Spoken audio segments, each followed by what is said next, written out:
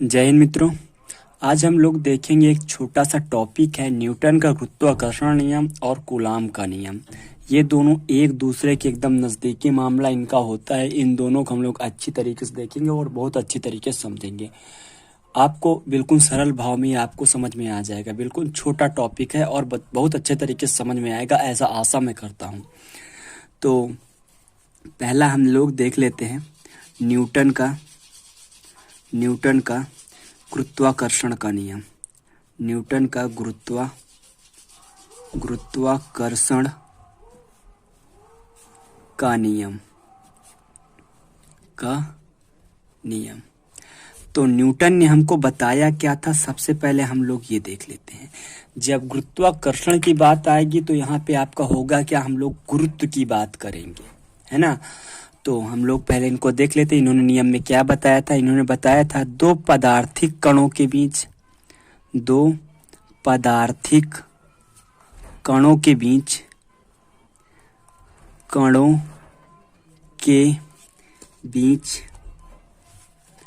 कार्य करने वाले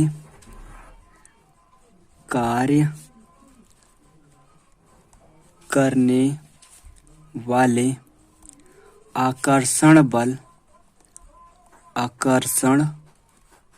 बल द्रव्यमानों के गुणनफल के समानुपाती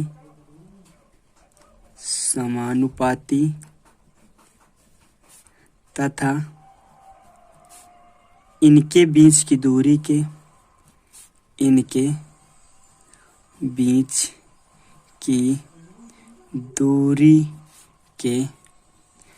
वर्ग के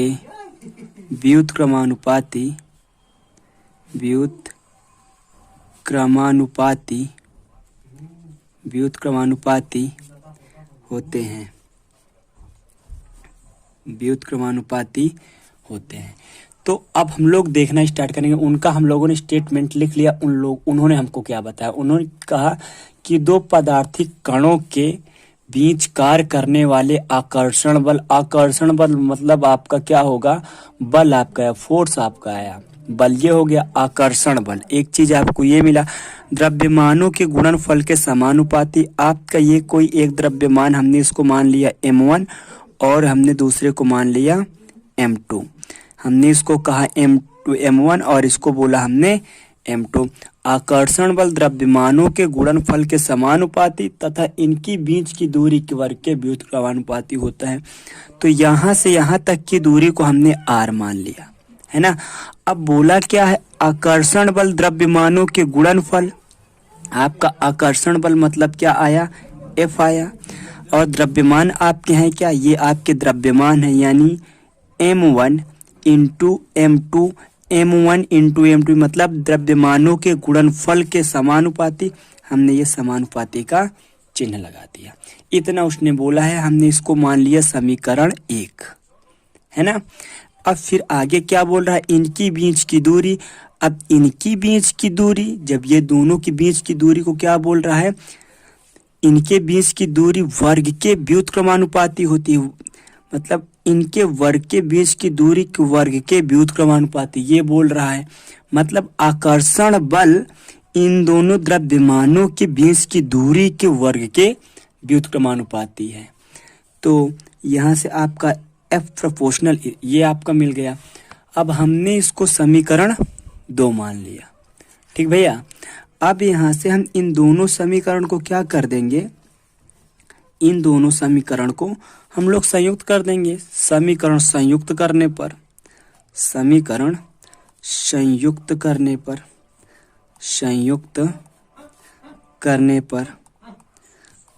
पर हम जब इन दोनों समीकरण को संयुक्त करेंगे तो आपका आ क्या आ जाएगा, F proportional m1 into m2 multiply 1/r²। ये हमारे पास आएगा। जब हम इनको संयुक्त करेंगे तो हमारा आ क्या जाएगा, F proportional m1 into m2 upon r²। अब जैसे हम यहाँ से प्रोपोर्शनल हमको हटाना भी होता है ना, हटाते कैसे हैं, देखिए हम हटाते कैसे हैं। तो F बराबर जैसे ही लगाएंगे तो हमारे एक यहाँ पे नियतांक आ जाता है जिसे हम लोग बोलते हैं इंग्लिश में कांस्टेंट। तो ये हमारा Km1 इंटू M2 अपान R स्क्वायर आ गया, और इसी के को हम लोग बोल देते हैं, क्या बोल देते हैं, F बराबर क्या बोल देते हैं, Gm1 इंटू M2 अपान R स्क्वायर। ये हमको न्यूटन ने अपने उस नियम में बता दिया था, यही हमको निकालना था, इतना हमको मिल गया है। अब हम लोग देख लेते कूलाम ने क्या था, बिल्कुल इसी का छोटा सा भाई वो भी है। जैसे हमने यहाँ पे आपका दो पदार्थ बोला है ना, तो हम वहाँ पे आवेश बोलेंगे। दो आवेशित कणों के बीच कार्य करने वाले आकर्षण बल आवेशों के गुणनफल के समानुपाती और इनकी बीच की दूरी के वर्ग के व्युत्क्रमानुपाती होता है। बिल्कुल सेम टू सेम है ना। आइए देखते हैं उसको भी हम लोग।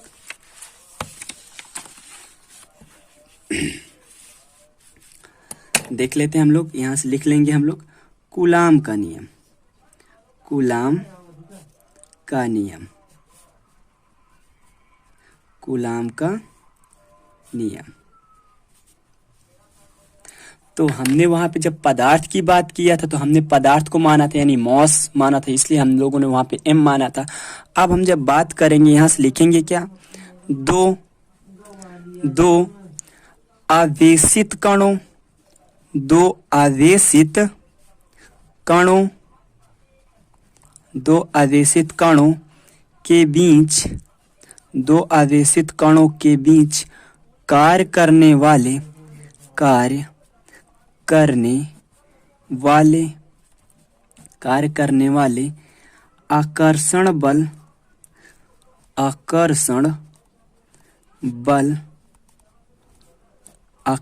बल यानी दो आवेशित कणों के बीच कार्य करने वाले आकर्षण बल आवेशों के गुणनफल के समानुपाती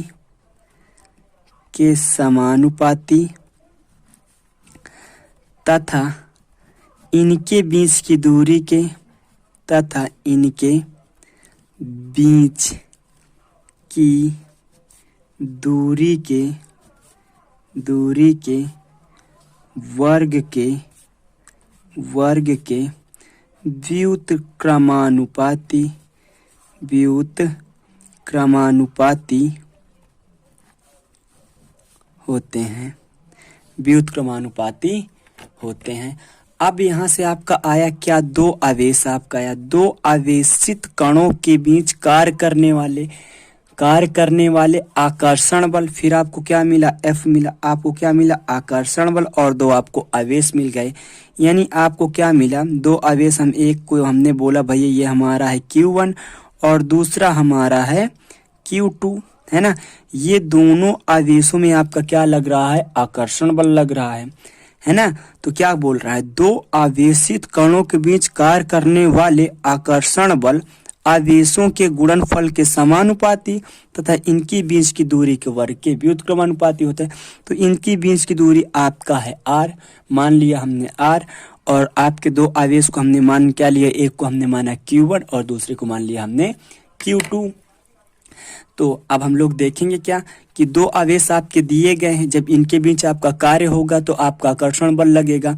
तो आकर्षण बल जब समानुपाती हो, समानुपाती लगाएंगे, और इनके बीच की दूरी जो आपका ये Q1 और Q2 जो दिया गया है, ये दोनों जब समानुपाती और गुणनफल भी है तो इसको क्या लिख देंगे, Q1 इंटू Q2। एक ये हो गया, इसको लिख लेंगे समीकरण 1। अब क्या बोल रहा है, इनके बीच की दूरी के वर्ग के व्युत्क्रमानुपाती, यानी जो आपका ये आकर्षण लग रहा है, इन दोनों आवेशों के बीच आकर्षण बल लग रहा है, वह इन दोनों के बीच की दूरी के वर्ग के व्युत्क्रमानुपाती है, ऐसा आपके कूलाम ने बताया था, है ना। तो यहां से आपका क्या आ जाएगा, F प्रोपोर्शनल 1 अपान और स्क्वायर, समीकरण 2। अब इन दोनों समीकरणों को हम लोग क्या कर लेंगे, संयुक्त, है ना। यहां से लिख देंगे समीकरण संयुक्त करने पर, समीकरण संयुक्त करने पर, समीकरण संयुक्त करने पर F proportional Q1 into Q2 multiply 1/r²। तो इसका मतलब आपका क्या हो जाएगा, F proportional Q1 into Q2 अपान r², ये हो जाएगा, है ना। अब यहाँ से हम लोग फिर इसको हटाएंगे इस प्रोपोर्शनल को, तो फिर हमारा क्या आ जाएगा, नियतांक। तो F बराबर K Q1 इंटू Q2 अपान r², है ना। अब आप लोग जानते हैं क्या है, लिख दीजिएगा। वी नो दैट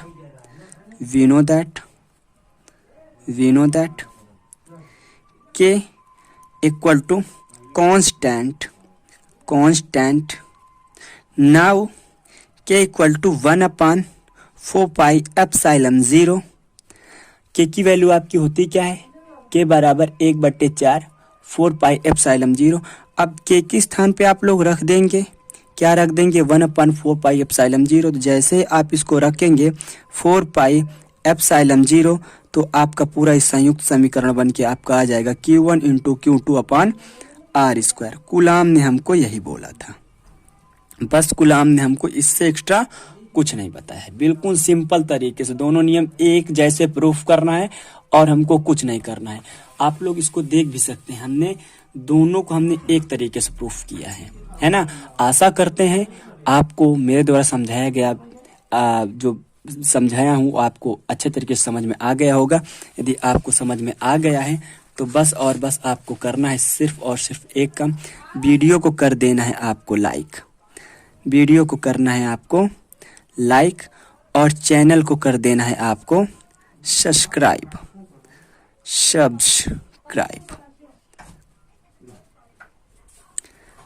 ठीक है, मिलेंगे आप लोगों से अगले वीडियो में, तब तक के लिए धन्यवाद। जय हिंद।